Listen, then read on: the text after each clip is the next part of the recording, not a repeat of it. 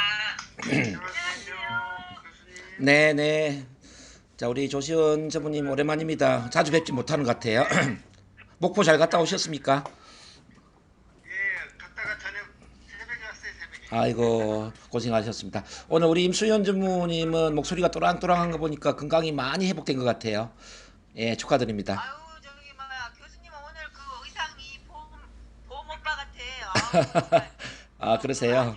화사한 걸로 에, 너무 정말 잘 어울리세요. 네네네. 우리 또 도전팀을 위해서 제가 특별히 이 옷을 좀 챙겨 입었습니다. 아유 감사합니다 감사합니다. 역시 네. 멋져버려. 자, 우리 도전팀 잘하고 있죠? 지금 이제 네네 잘하고 있습니다. 최명욱이만 저기 뭐야 저기 부산에 깨가 쏟아져가 우리를 초대를 안 하고 있어요. 아니, 근데 우리 최병우 이사님 얼굴이 훨씬 더 예뻐졌어요. 뭐, 너무 밝고. 아유 요즘 뭐 예, 깨가 쏟아져서 그런다니까. 예. 생각 떨어져요. 그러셨구나. 자, 이번 주 토요일 날 저기, 연산로 갈 거니까 그때 뵙도록 해요. 자, 어쨌든, 우리 도전팀 너무 잘하고 계셔서 축하드리고 또 감사드립니다. 우리 이제 임소연 전무님도 이렇게 이제 건강해져서 여러분들한테 에너지를 주는 에너자이저가 되어 있는 것 같으니까 앞으로 도전팀이 너무 기대가 됩니다. 올해 어쨌든 기적을 만드는 그런 2022년이 되었으면 좋겠습니다. 그럴 수 있죠? 자, 그런 의미에서 자, 손 한번 흔들어 주세요, 손. 네. 네, 여러분, 제가 항상 강조하는 거지만은 항상 내 안에 사랑을 키워야 돼요, 사랑. 그 세일처럼 물건을 파는 게 아니라 사랑을 나누는 일입니다. 여러분들 이걸 명심하셔야 됩니다. 어, 건강식품을 팔고 뭐 어떤 서비스를 판다 뭐 이렇게 이제 사람들이 많이 이야기하는데 사실은 그게 아니에요. 사랑을 어떻게 나눌 수 있느냐에 따라서 이 영업은 그냥 따라오는 겁니다. 그래서 여러분들이 항상 명심을 할 게, 내가 돈을 벌기는 벌어야 되지만 돈을 버는 것보다 먼저 생각해야 될 게 뭐냐면은 고객들한테 어떻게 하면은 내 마음의 이 사랑을 전달할 수 있을까? 고객이 어떻게 하면은 사랑받는 느낌을 갖도록 도와줄 수 있을까? 여기에 신경을 써야 된다는 이야기죠. 오늘 제가 아침에 쓴 글에도 이제 모든 인간의 고향은 사랑이다 했어요. 사랑. 모든 인간은 사랑에서 왔다. 우리는 사랑의 불꽃에서 왔다. 그러니까 인간의 고향은 사랑이라는 이야기입니다. 그래서 우리 내면에는 이 사랑의 불꽃이 있는데 이 사랑의 불꽃을 일깨울 수 있다면은 우리는 건강할 수 있고 또 행복할 수 있고 우리가 부와 성공을 이룰 수 있는 모든 게 다 가능합니다. 이 사랑의 불꽃을 일깨울 수가 없기 때문에 몸에 병이 걸리고 불행하고 가난하고 뭐 실패 인생을 사는 거죠. 근데 사랑의 불꽃을 어떻게 일깨울 것인가 이게 이제 신경을 좀 많이 써야 됩니다. 그런 점에서 이제 내 안에 잠들어 있는 이 사랑의 불꽃을 일깨우는 것 그리고 고객들의 가슴 속에 잠들어 있는 이 사랑의 불꽃을 일깨우는 것 이런 게 이제 우리 영업 세일즈에 연결이 될 수 있다면은 영업은 그냥 쉽게 따라오는 겁니다. 이게 전혀 어려운 게 아니에요. 어쩌면 백지 한 장 차이다 이렇게 보시면 돼요. 여러분들 마음이 그렇게 바뀌어져야 돼요. 아, 이 사람한테 제품 하나 꺼내가지고 내가 돈을 얼마 벌어야지 이 마음을 가지고 영업하면 영업이 될 수가 없어요. 자, 반대로 이렇게 생각해야 돼요. 아, 이 사람한테 내가 정말 진심으로 자, 이 사람한테 내 사랑의 불꽃을 일깨워서 이 사람이 사랑받는다는 느낌을 전달하고 이 사람이 건강할 수 있도록 내가 어떻게 하면 도와줄까? 여기에 이제 초점을 한번 맞춰보시라는 거죠. 그러면은 여러분들이 권하는 제품은 그냥 따라 들어가는 겁니다. 그래서 여러분들이 먼저 자기 자신을 먼저 사랑을 해야 되겠죠. 내 안에 사랑이 없으면 어떻게 상대방한테 사랑을 주겠습니까? 가진 자만이 나눈다 이런 이야기가 있지 않습니까? 내가 먼저 나를 사랑하고 있기 때문에 고객을 사랑하는 마음으로 바라볼 수 있는 거 아니겠습니까? 그렇죠? 내 안에 미움이 있다면 고객을 또 미움으로 바라볼 겁니다. 내 안에 불만이 있다면 고객을 불만으로 바라볼 겁니다. 내 안에 있는 것만 고객과 나눌 수 있다는 걸 이해를 하셔야 돼요. 그래서 사랑이 모든 것을 결정할 수 있다. 이 사랑은 모든 영업의 성공의 비결이고 또 모든 부에 있어서 부를 이루는 또 부의 비결이기도 하고 모든 건강의 비결이고 이 인생에 있어서 이 사랑이 없다면은 어떤 것도 이룰 수가 없습니다. 그래서 이 사랑을 어떻게 키울까? 그래서 지난주까지도 제가 이제 어떤 영업 상담 원리를 설명하면서 1단계가 뭐였습니까?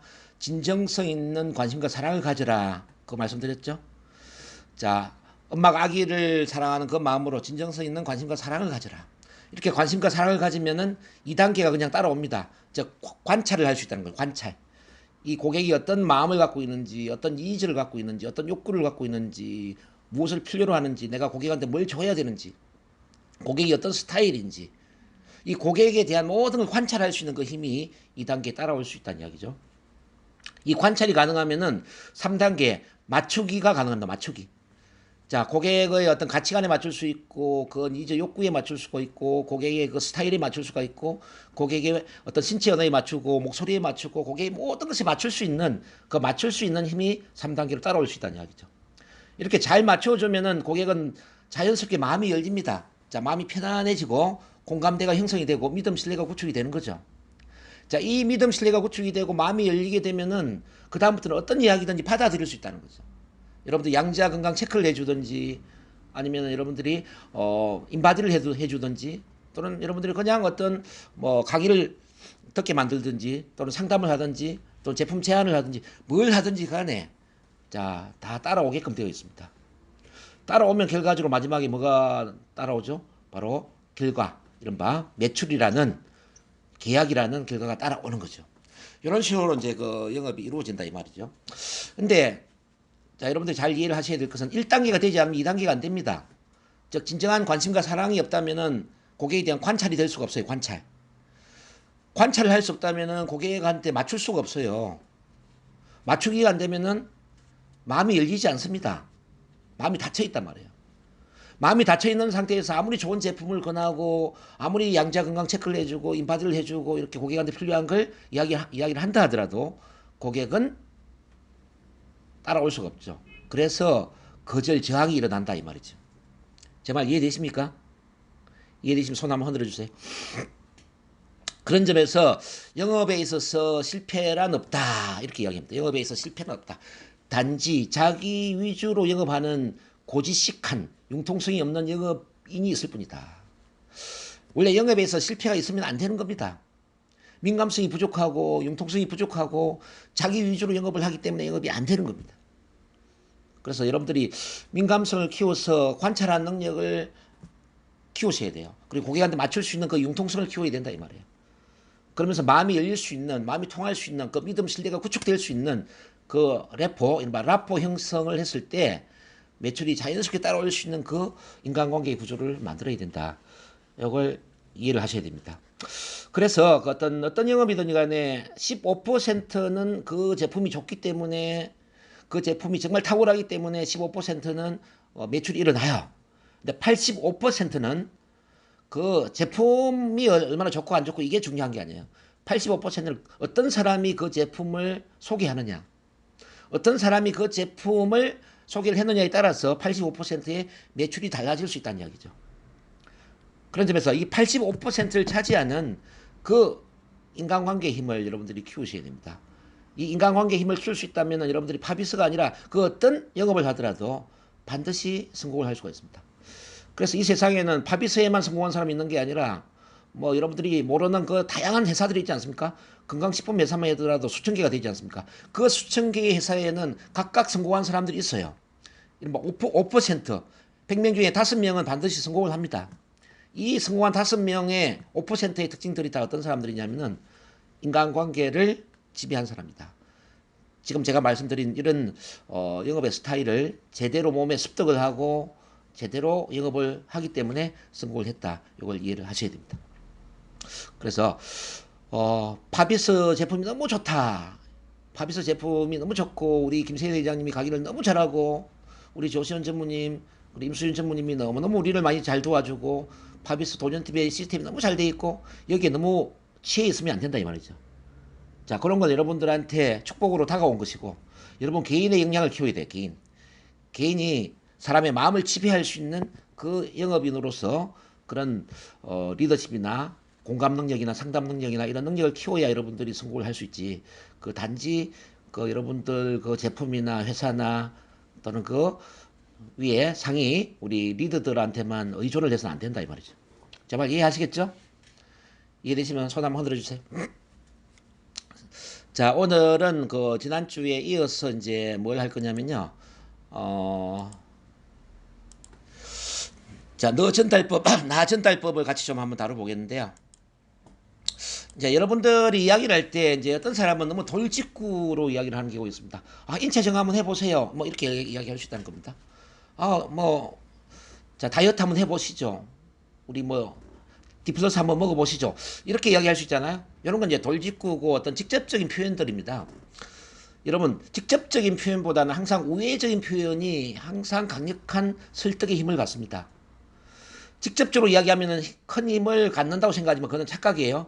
직접적으로 이야기하는 것보다는 간접적으로 이야기하는 것, 우회적으로 이야기하는 게 훨씬 더 큰 파워가 있다는 이야기죠. 왜냐하면 직접적으로 이야기하면은 우리 의식이 경계를 하게 됩니다.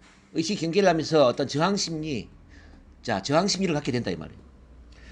자, 그래서 지시형으로, 훈계형으로, 명령적으로 이야기하는 것은 상대방이 거부감을 갖기 때문에 전혀 효과가 없다. 이렇게 이해를 하셔야 됩니다. 여러분들의 의견을 전달하더라도 아주 간접적으로, 아주 부드럽게, 간접적으로 이렇게 전달을 해야만 설득력이 있는 거예요. 그랬을 때 이제 너 전달법, 나 전달법을 한번 배워보겠는데, 너 전달법은 뭐냐면 상대방의 존재를 나의 견해에 비추어서 비판을 하거나 또 충고를 함으로써 상대방의 감정을 상하게 할 수가 있다. 이른바 인간관계를 소원하게 할 수 있는 그런 게 방식이다. 그러니까 인체 정화 한번 해보세요. 아, 지금 이 살이 쪘으니까 인체 정화를 통해서 살을 한번 빼보세요. 지금 당뇨를 없애기 위해서 또는 고혈압을 없애기 위해서 인체 정화를 한번 해보세요. 이런 건 이제 직접적인 표현, 너 전달법이 되겠죠. 근데 이제 나 전달법은 뭐냐면은 그 행동이 나에게 미친 영향을 말함으로써 나의 감정과 느낌을 솔직히 말하는 방법이에요. 아주 간접적이죠. 자, 예를 들면 이런 거예요. 자, 살을 빼기 위해서 인체 정화를 해보세요. 이게 이제 너 전달법이라면은 지금 이렇게 살이 찜으로 인해서 행여나 당뇨나 고혈압의 위험이 있지 않을까 많이 걱정이 됩니다. 어떠세요? 자, 이렇게 살이 찜으로 인해서 당뇨나 고혈압의 위험이 있지 않을까 많이 걱정이 됩니다. 많이 부드럽습니까? 예, 이렇게 표현을 하라는 이야기죠. 자, 지금 살 빼지 않으면 당뇨나 고혈압에 걸릴 수 있어요. 살 빼세요. 이게 이제 직접적으로 너 전달법이라면 지금 살을 빼지 않음으로 인해서 당뇨나 고혈압의 위험이 있을까 봐 많이 걱정스럽네요. 이런 식으로 표현하는 게 나 전달법이다 이 말이죠. 뭐 우리 회사에서도 이런 경우가 있어요. 자, 왜 이렇게 지각해? 왜 이렇게 늦게 와? 일찍 와야지. 자, 왜 이렇게 지각해? 왜 이렇게 늦게 와?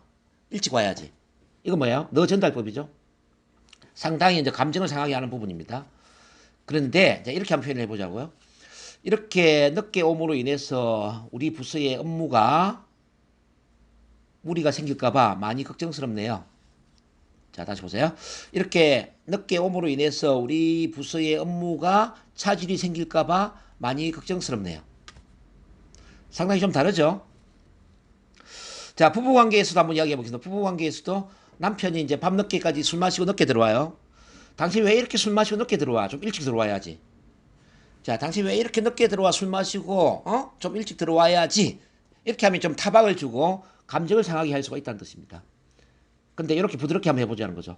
당신이 이렇게 늦게 술 마시고 들어옴으로 인해서 당신 건강에 무리가 생길까봐 많이 걱정스럽네요.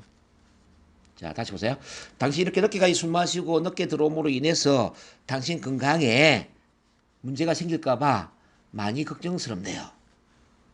상당히 부드럽죠? 자, 이렇게 이제 당신이 뭐뭐함으로 인해서 어떤 부정적인 어떤 영향이 주어질까봐 많이 걱정스럽네요. 많이 염려스럽네요. 자, 이런 식의 표현을 우리는 뭐라고 하느냐? 나 전달법이라고 이야기한다. 그래서 이제 이 나 전달법은 어떤 식으로 하느냐면요. 나 전달법은 우선은 상대방 행동, 어떤 평가나 비판이나 비난의 의미를 담지 말고 객관적인 사실만을 말을 해야 돼요. 이른바 당신이 자주 지각을 함으로써 이거죠. 상대방 행동이 미친 구체적인 영향을 이야기해야 돼요. 그 행동이 조직이나 자기에게 미치는 영향을 이른바 우리 회사의 업무 분위기가 나빠질까봐 영향이죠. 그러면서 3단계로 상대방 행동과 그 영향으로 인해 어떤 발생한 나의 감정을 이제 솔직히 표현하는데 이른바 많이 염려스럽네요. 나의 감정이죠. 잘 보세요.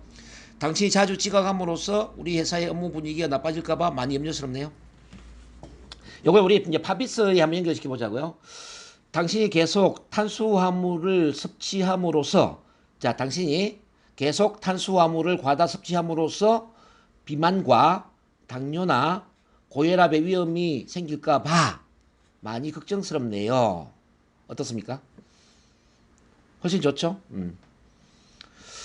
자, 이렇게 또 해봐봐요. 당신이 계속 이렇게 뱃살이 나옴으로 인해서, 자, 뱃살이 계속 나옴으로 인해서 혹시 심혈관에 문제가 생길까 봐 걱정스럽네요.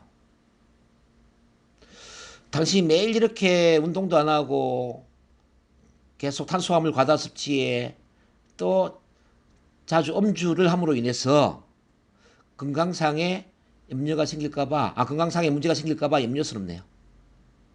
자, 이런 표현들이 이제 나아진다법이 될 수가 있는 것이죠. 자, 어떻습니까, 여러분들? 좀 많이 부드러웠습니까? 자, 손 한번 흔들어 주세요. 자, 그래서 이제 말을 부드럽게 해라. 자, 말을 이렇게 이제 부드럽게 우회적으로 해야 된다 이 말입니다. 자, 여러분들 이제 사업도 그렇지만 이제 우리 엄마와 자녀와의 관계를 한번 잘 볼게요. 엄마 자녀. 엄마가 지금 많이 피곤한 상태예요. 그래서 이제 자녀가 뭐라고 그러냐면은 엄마 보고 같이 놀아달라고 그래. 엄마 좀 같이 놀아줘요. 그러니까 이제 엄마가 뭐라고 그러냐면은 저리 좀 못 가? 저리 좀 못 가라고 이야기를 해요. 그러니까 자녀는 어떻게 생각합니까? 엄마가 나를 싫어하시는구나 이렇게 생각을 해요.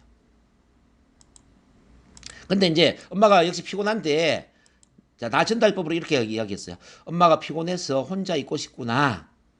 엄마가 피곤해서 혼자 있고 싶구나. 이렇게 이야기하니까 자녀는 어떤 느낌이죠? 엄마가 피곤하시구나. 자, 엄마한테 이제 사랑받는다는 느낌을 가지면서 피곤하시구나. 이렇게 생각한단 말이죠. 자, 여러분들도 이제 같은 맥락입니다. 지금 이렇게 살이 많이 찌셨는데, 고도 비만인데, 인체 정화를 통해서 살을 빼셔야죠. 이렇게 얘기하면은, 나한테는 관심이 없고, 자기 돈 벌려고, 그냥 물건 팔아가지고 돈 벌려고 저런 이야기 하는 거 아니야? 이렇게 거부감을 느낄 수가 있다는 이야기죠. 근데 반대로 보세요. 이렇게 고도 비만으로 인해서 우리 선생님이 혹시 당뇨나 고혈압이나 심혈관에 문제가 생기지 않을까 많이 걱정스러운데요. 이렇게 표현하면 뭐예요? 이거는 물건 하나 팔아먹기 위한 그런 느낌이 아니라, 야, 저 사람이 진심으로 나를 염려하는구나. 이런 느낌이 들지 않아요? 다르고 다르다 이 말이에요. 그래서 말 한마디로 천냥빚을 갚는다 이 말이 바로 여기에서 나오는 겁니다. 그래서 여러분들이 고객 상담할 때 직접적인 표현을 하는 거는 상당히 좀 피해야 된다. 자, 그리고 항상 이제 이 나전달법을 통해서 간접적인 표현을 하는 게 굉장히 중요하다. 이제 이 말씀드립니다. 이해하시겠죠? 자, 그러면 나전달법은 충분히 이해가 된 걸로 생각하고 이제 그 다음으로 한번 넘어가 보겠습니다. 요건 이제 전체적인 대화의 법칙이 되겠는데요. 그럼 대화를 할 때 어떻게 해야 되는가? 자, 일반이 대화를 할 때 이제 부분입니다. 우선 상대방이 흥미를 느끼는 주제에 관해서 이야기를 해야 된다. 나의 흥미가 아니라 상대방의 흥미입니다. 우리가 만나는 사람들은 그러면 어떤 흥미를 갖고 있는지 쭉 보면은 FORMH라는 이 다섯 가지 주제에 관심이 많아요. F는 뭐냐면 패밀리, 가족에 대한 이야기를 하면 하고 싶은 이야기가 참 많죠. 뭐 부부관계, 자녀교육, 뭐 가정생활, 정말 하고 싶은 이야기 너무나 많죠, 그죠? 그래 F는 패밀리, 가족을 이야기하는 겁니다. 두 번째 O는 뭐냐면은 occupation, 직업, 직장, 일과 관련된 일을 이야기를 하면은 진짜 할 이야기가 많아요. 그래서 두 번째는 직장, 직업에 대한 이야기를 하면 좋다. 그 다음에 R은 뭐냐면은 recreation. 자, recreation이라는 건 뭡니까? 여가 활동, 취미 활동. 그러니까 여가 취미 활동에 대한 이야기를 하면 또 할 이야기가 굉장히 많아요. 뭐 골프를 친다든지 또는 등산을 한다든지 수영을 한다든지 뭐 자전거 뭐 어쨌든 그 취미 활동은 다 사람들이 갖고 있기 때문에 그런 이야기를 하면 참 좋겠다. 그다음 네 번째가 뭐냐면 M은 뭐니 해도 돈이 최고다 이런 이야기 하죠. 돈에 대한 이야기를 하는 거죠. 사람들은 다 돈이 필요해요. 돈이 필요 없는 사람은 아무도 없습니다. 그래서 이제 돈을 어떻게 벌고 어떻게 돈을 관리를 하고 돈을 어떻게 투자를 하는지 이 돈에 대한 이야기를 하면은 사람들이 또 관심이 굉장히 많습니다. 마지막 5번째가 뭐냐면 여러분들이 하고 있는 H, 헬스, 건강이라는 겁니다. 건강. 건강에 관심이 없는 사람 아무도 없어요. 그래서 이제 건강에 대한 이야기를 하는 겁니다. 헬스. 건강 관리는 어떻게 하고 계세요? 건강 관리는 어떻게 하고 계세요? 그러면은 다들 건강에는 관심이 있기 때문에 뭐 운동을 한다든지 어떤 식이요법, 다이어트, 뭐 요리 정말 그 하고 싶은 이야기가 많이 있을 겁니다. 그래서 지금 제가 말씀드린 것처럼 이렇게 FORMH를 주제로 해서 자연스럽게 대화를 나누는 거예요.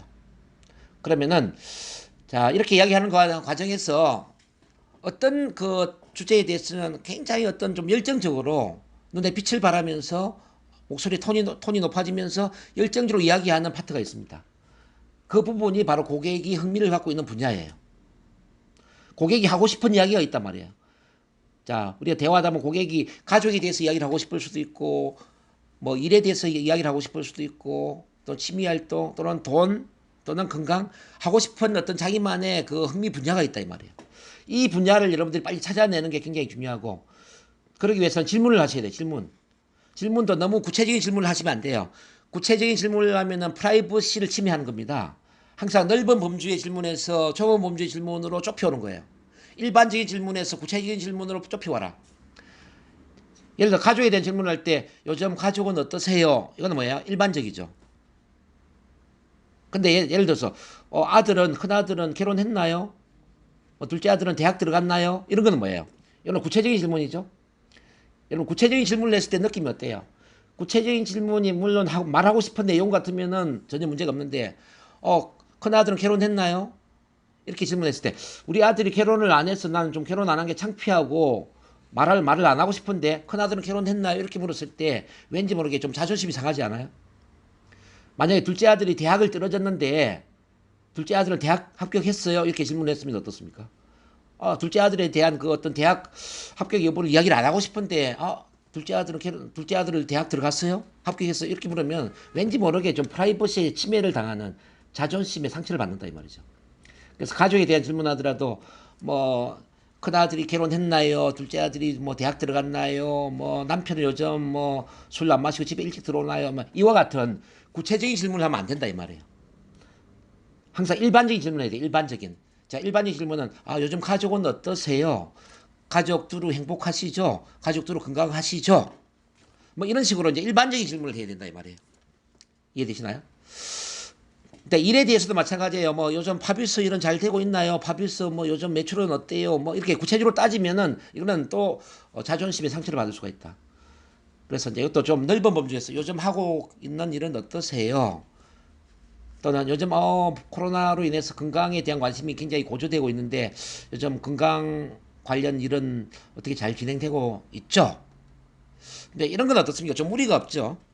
그래서 넓은 범주에 좀 일반적인 질문을 하면은 편안하게 대화를 할 수 있다. 자, 이 점 이해되십니까? 이해되시면 손 한번 흔들어주세요. 그러니까 이제 우리가 볼 때는 좀 넓은 범주의 이야기는 포괄적인 이야기다. 포괄적인 이야기, 일반적인 이야기. 구체적인 이야기는 좀 세부적인 이야기예요. 우리 영어로 본다면 chunking up, chunking down. 자, 넓은 범주의 이야기, 좁은 범주의 이야기. 그래서 넓은 범주의 이야기를 하면은 사람들은 편안함을 느낍니다. 왠지 동의가 되고 합의가 되고 마음이 안정이 되는데 너무 좁은 범주의 구체적인 세부적인 이야기를 따져서 이야기를 하면은 불편해지고 긴장이 되고 막 불안하고 스트레스를 받는다 이 말이에요. 아마 그런 느낌이 있을 겁니다. 자, 내 남편에 대해서 이야기를 안 하고 싶은데 요즘 남편은 일찍 들어와요? 남편은 술 안 마셔요? 남편은 집에서 잘해줘요? 남편은 아침 같이 먹고 나가요? 남편이 요즘 바람 안 피죠? 뭐 예를 들어서 이게 꼬치꼬치 캐 묻는다고 생각을 해봐요. 그러면 얼마나 불편하겠습니까? 근데 이제 예를 들어 일반적으로 요즘 남편께서 잘 지내시죠? 자, 인상도 좋고 참 편안하고 자상하던데 참 잘해주실 것 같아요. 자, 남편이 잘 지내시죠? 예를 들어서 이렇게 좀 뭉뚱그려서 좀 포괄적으로 이야기한다면은 마음에 부담이 없다 이 말이에요. 그래서 이제 처음에 대화를 할 때는 너무 구체적이고 상세한 이야기를 하지 말고 좀 포괄적으로 일반적인 그런 FORMH에 대한 이야기를 한다. 자, 그게 아주 중요합니다. 그 다음에 이제 두 번째로 중요한 것은 순서를 지키는 것이다. 순서. 대화에 순서가 있어요. 대화의 순서를 깨뜨리고 내가 혼자 계속 한 3분 이상 이야기를 해버리면은 이거는 일방적인 이야기를 하는 거예요. 지난번에 제가 이야기했던 공감적인 책에 보면 맨 하위당 1단계 무시하기에 해당되는 그런 아주 최악의 이제 스피치 대화를 하는 거죠.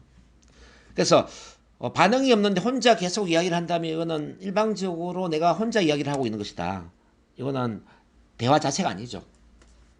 그래서 이제 여러분들 순서를 지켜야 되는데 반드시 상대방이 어떤 반응을 보일 때 여러분들의 이야기를 해야 되지 반응이 없을 상태에 3분 이상 이야기를 하면 안 된다. 그 말씀드립니다. 그래서 어쨌든 그 상대방이 충분히 이야기할 수 있는 그런 기회를 제공하고 상대방이 이야기할 때는 진심으로 귀 담아 들어주면서 또 중간에 리액션 반응도 보여주고 공감을 하면서 대화의 순서를 지켜야 된다는 이야기입니다. 그 다음에 세 번째로 해야 될 게 뭐냐면은 자 말하기 전에 항상 생각하는 습관을 들이는 것이 좋다. 우리 입은 통제를 하지 않으면 그냥 과거의 패턴을 막 이야기할 수가 있어요. 나도 모르게 과거의 패턴대로 이야기를 한다 이 말이죠. 자 많은 사람들이 대화에 실패하는 게 뭐냐면은 어떤 사람 이야기를 들으면서 이 사람 다음에 내가 어떤 이야기 해야지 내가 어떤 이야기를 해야지에 신경을 쓰고 있어요. 진심으로 그 사람 이야기를 들어줘야 되는데 그 사람 이야기를 듣기보다는 이 사람 말이 끝나면 내가 무슨 이야기를 해야지 어떻게 대받아쳐야지 어떻게 반박해야지 어떻게 이 사람을 설득시켜야지 어떻게 하면 이겨야지 이런 쪽으로 생각을 하고 있다는 이야기죠. 그래서 대화가 안 되는 거예요. 그런 점에서 이제 여러분들이 내가 무엇을 말할 것인가를 생각하기 전에 일단은 그 사람 이야기를 충분히 들어주고 또 내가 말하기 전에 충분히 생각하는 습관을 들여야 된다. 아, 이 사람이 이런 이야기를 했기 때문에 이 이야기에 대해서 내가 어떻게 이야기를 한다면 어떻게 반응을 한다면 이 사람한테 가장 효과적으로 도움을 줄 수 있을까. 그래서 말하기 전에 한 3초 정도는 쉬면서 약간 중간을 한 다음에 이야기를 하는 게 좋다. 한 3초 정도는 쉬어라. 아시겠죠? 바로 이야기하지 마. 한 3초 정도는 쉬고 이야기해라. 그 다음 이제 네 번째 그 상대방의 프라이버시를 제가 존중해야 된다라고 이야기했는데요. 프라이버시. 자, 이건 1번하고 다시 연관지어서 제가 다시 정리합니다. 구체적인 이야기를 하고 너무 세부적으로 따져서 이야기하다 보면은 자존심이 상하고 프라이버시 침해를 당한다고 제가 말씀드렸죠. 그래서 너무 구체적으로 세부적으로 그 개인에 해당되는 질문을 하거나 그런 대화를 하면은 프라이버시의 침해를 받을 수가 있다 이 말이죠. 자, 앞서 제가 1번에서 이야기한 것처럼 남편은 일찍 들어와요. 남편이 요즘 술 안 마시죠? 남편이 잘해주나요? 뭐 이렇게 너무 구체적으로 따져 물으면 안 된다는 이야기죠. 뭐 큰아들은 결혼했어요. 둘째 아들은 뭐 대학 합격했어요. 이런 식으로. 그런 것은 굉장히 자존심 상하는 겁니다. 그 다음 5번에 자 꾸밈이 있어서는 안 된다. 꾸밈이 있어서는 안 된다. 대화에서 가장 중요한 부분은 바로 진정성입니다. 진정성. 있는 그대로 나의 참모습을 보여주는 게 바로 진정성입니다. 우리에게는 진아가 있고 가아가 있어요. 진아라는 건 뭐냐면 있는 그대로의 나의 모습. 있는 그대로의 나의 모습을 진아라고 하는 거예요. 근데 가아는 뭐냐면은 뭐뭐 인척하는 나의 모습. 뭐뭐 인척. 이런 좀 이미지 관리를 하고 포장을 하고 좀 잘난 척하고 이렇게 이제 포장을 한 나의 모습을 가아라고 이야기합니다. 그러니까 대화를 할 때 가적으로 대화를 해버리면은 진정성이 떨어지는 겁니다. 그러면 겉으로는 미소를 짓고 웃으면서 경책을 하고 있지만은 속으로는 다른 생각을 할 수도 있지 않습니까? 그런 경우가 굉장히 많이 있습니다. 어떤 비즈니스 협상을 하거나 어떤 공적인 대화를 할 때 이런 분들이 참 많이 있죠. 그러면 이거는 대화가 될 수가 없어요. 그래서 여러분들이 진심으로 마음을 열고 소통을 하기 위해서는 있는 그대로 나의 모습을 보여줘야 됩니다. 너무 인척하는 모습을 보이면 안 된다는 이야기죠. 자, 대화의 법칙 5가지를 쭉 한번 보셨는데 도움이 되셨습니까? 도움이 되셨으면 손 한번 흔들어 주세요. 네네, 좋습니다. 자, 지난번에 제가 한번 말씀드렸는데 1, 2, 3 화법을 다시 한번 정리를 해보겠습니다. 1, 2, 3 화법. 1이라는 거는 이제 지난번에도 말씀드린 것처럼 혼자서 1분 이상 이야기하지 않는다라는 거예요.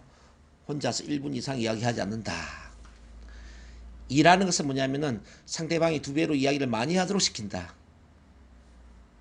3이라는 것은 뭐냐면은 2분 동안에 대략 3회 이상 참여해서 리액션, 반응을 보인다는 뜻입니다. 그래서 이제 대화라는 것은 뭐 탁구공을 주고받는 것과 같은 원리입니다. 탁구공을 주고받는 것과 같은 원리인데 일방적으로 한 사람이 계속 이야기를 하는 게 대화가 아니에요. 그래서 상대방한테도 이야기할 수 있는 기회를 줘야 되겠죠. 그런 점에서 가장 효과적인 대화법은 어떤 한마디를 할 때는 한 1분 이상, 1분 이상 이야기하면 지루하기 때문에 내 이야기는 1분 이내로 끝내야 된다는 거예요. 한마디 이야기할 때 1분 이내. 1분 이내로 끝내기 위해서는 여러분들이 평소에 1분 스피치를 좀 연습을 해야 돼요. 요즘 이제 핸드폰에 보면은 그 타이머 있잖아요. 그죠? 타이머 1분이라는 것을 책정을 해놓고 어떤 주제로 1분 동안 이야기하는 연습을 좀 하셔야 된다 이 말이에요. 뭐 예를 들어서 인체 정화의 중요성, 뭐 효소식의 중요성, 뭐 건강 10계명에 뭐 예를 들어서 뭐 햇빛을 많이 쬐인다, 뭐 규칙적으로 음식을 먹는다, 뭐 이런 거 있잖아요. 그죠? 이런 그 설명들을 1분 이내로 아주 귀에 쏙 들어올 수 있도록 설명할 수 있는 그런 훈련을 좀 하실 필요가 있어요. 자, 모든 이야기 1분 이내로 제대로 전달한다. 그러니까 1분 스피치, 그러니까 스피치는 1분 스피치가 가장 중요하다는 걸 아셔야 됩니다. 여러분들 텔레비전에 보더라도 보면 우리 심야 프로나 토론 프로 있잖아요. 한 사람한테 이야기할 수 있는 시간을 얼마 정도 할애합니까? 1분 이상 주지 않습니다. 대개는 1분 이내에 모든 이야기를 끝내야 돼요. 그래서 1분 이내에 자기 이야기를 제대로 할 수 없다면 1분 이내로 자기 이야기를 할 수 없다면은 시간이 5분, 10분이 주어진다 하더라도 그 사람은 상대방을 설득시킬 수 없단 말이에요. 그러니까 예전에 제가 엘리베이터 스피치에서 제가 설득시킨 거 있었죠. 설명한 거 있었죠. 엘리베이터 스피치. 1분 스피치를 어떻게 하느냐. 자, 결론부터 이야기한다. 그죠. 결론부터 이야기한다. 2단계, 근거 부연 설명을 한다. 3단계, 결론을 반복하면서 행동 촉구를 한다. 기억나시는지 모르겠네요. 결론부터 이야기하고 근거 부연 설명하고 결론을 반복하면서 행동을 촉구한다. 이렇게 하면 이제 1분 이내에 내 이야기를 전달할 수 있는 거예요. 그래서 어떤 이야기든지 간에 내 의견은 1분 이내로 전달할 수 있는 그 힘을 키워야 된다 이 말이에요. 그러기 위해서는 여러분들 평소에 스피치 연습을 좀 하셔야 돼요. 자, 고객들이 자주 질문하는 내용들, 고객들한테 자주 설명해야 되는 내용들을 그 테마를 정해놓고 그 모든 테마를 1분 이내에 말하는 연습을 한번 해보시라는 이야기입니다. 자, 할 수 있겠죠? 네. 그렇게 하셔야 됩니다.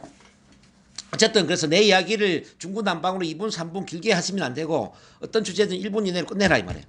그리고 상대방이 2배로 이야기를 많이 하도록 시켜야 돼요. 2배로 이야기를 많이 하도록 시키면서 자, 2분 안에 3회를 참여한다. 이건 어떤 의미냐면은 2분이 120분 아닙니까? 120분을 그 3분의 1로 나누면은 40초 단위로 참여해서 반응을 보이고 리액션을 해줘야 된다는 이야기죠. 반응이 없는 대화는 어쩌면 우리 그 반주가 없는 음악하고 똑같은 거예요. 반주 없이 노래 부르려면 얼마나 힘듭니까? 그렇죠? 반응이 없이 계속 1분, 2분 이야기하려면 많이 힘들단 말입니다. 그래서 한 40초 단위로 맞장구를 쳐주거나 질문을 하거나 지난주에 배웠던 어떤 반응하기, 백트래킹, 반복해주기, 바꾸고 말하기, 뭐 요약하기, 공감하기 같은 이런 표현을 해주거나 이렇게 해서 이제 참여를 해줘야 된다는 이야기죠. 이렇게 하면은 대화가 굉장히 물 흐르듯이 자 아주 자연스럽게 흘러갈 수가 있습니다. 자, 요걸 하나 이제 이야기를 드리고요. 그 다음에 이제 하나 또 여러분들이 또 이해를 하셔야 될 게 뭐냐면은 자, 원하는 반응을 이끌어내기 위한 질문 이게 참 중요한데요. 자, 만약에 여러분들이 이렇게 하면 질문해요. 건강 상태는 어떠세요? 뭐 가족은 어떠세요? 요즘 취미 활동은 어떻게 하세요?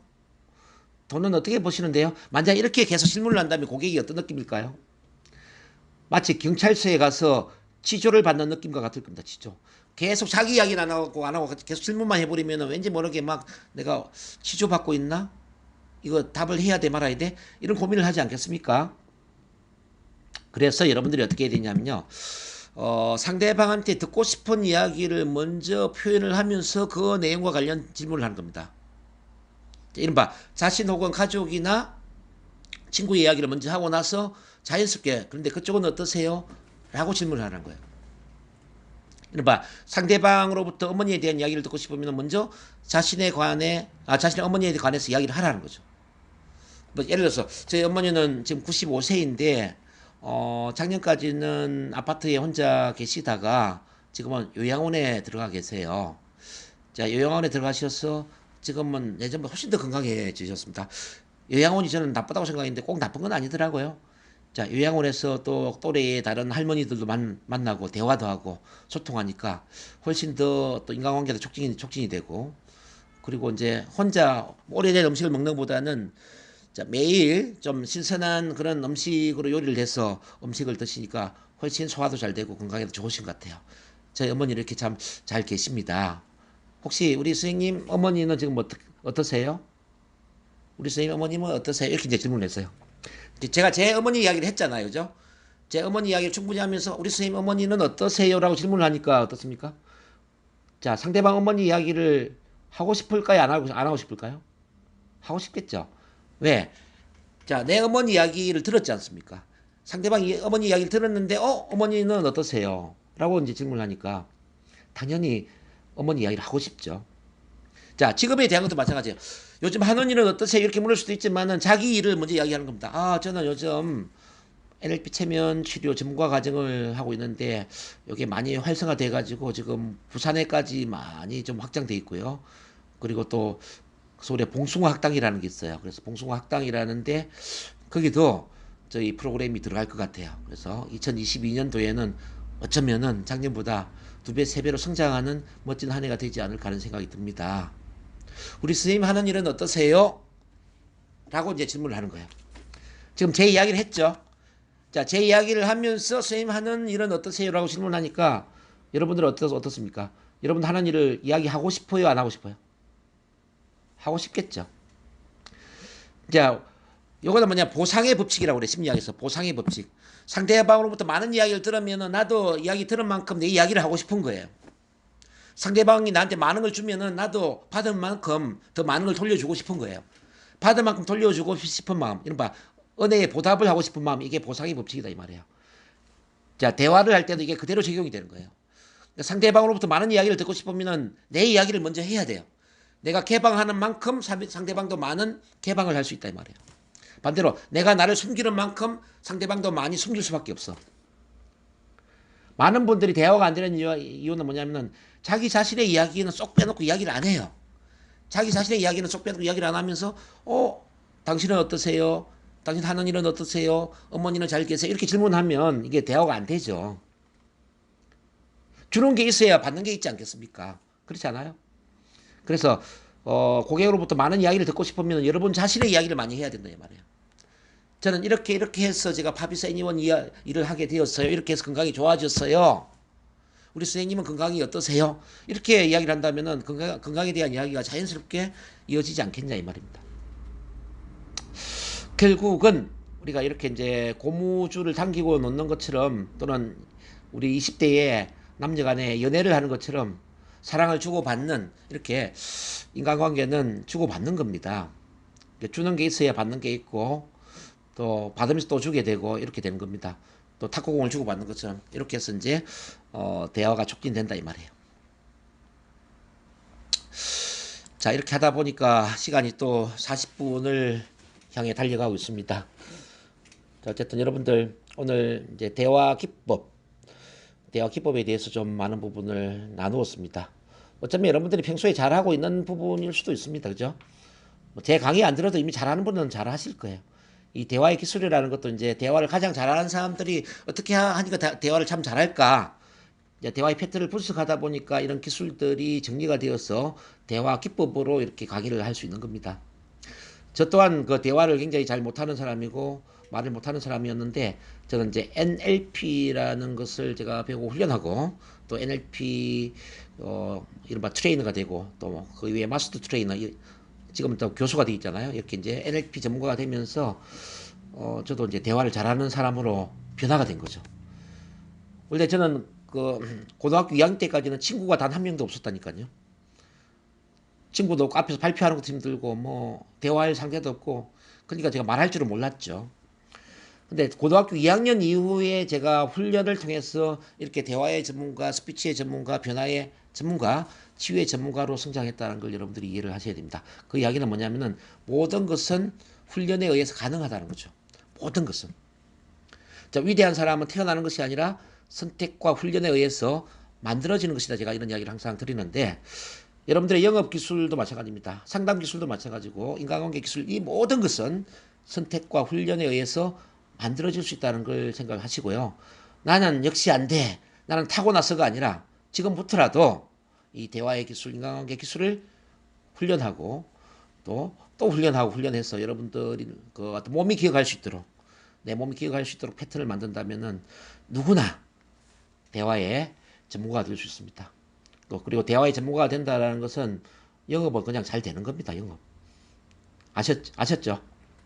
어쨌든 그렇게 하시고 화창한 봄날에 여러분들 요즘 꽃이 너무 많이 피어 있더라고요. 지난 토요일 제가 이제 소래산을 갔다 왔는데 우리 인천의 소래산에 너무 꽃이 아름답게 피어가지고 너무 힐링하는 시간이었어요. 그래서 여러분들 이렇게 꽃이 피는 화창한 봄날에 여러분들 사업도 너무너무 번창하고 자, 또 건강하시고 자, 모든 일이 잘 되는 복된 하루가 되시기 바랍니다. 자, 다음 주에 뵙겠습니다. 수고하셨어요. 네, 교수님 수고 많이 하셨습니다. 네, 대화의 법칙, 또 1, 2, 3 법칙으로 저희가 몰랐던 부분까지 자세히 다 잘 알려주셨습니다. 우리 모두 대화의 전문가가 돼서 오늘도 성공합시다.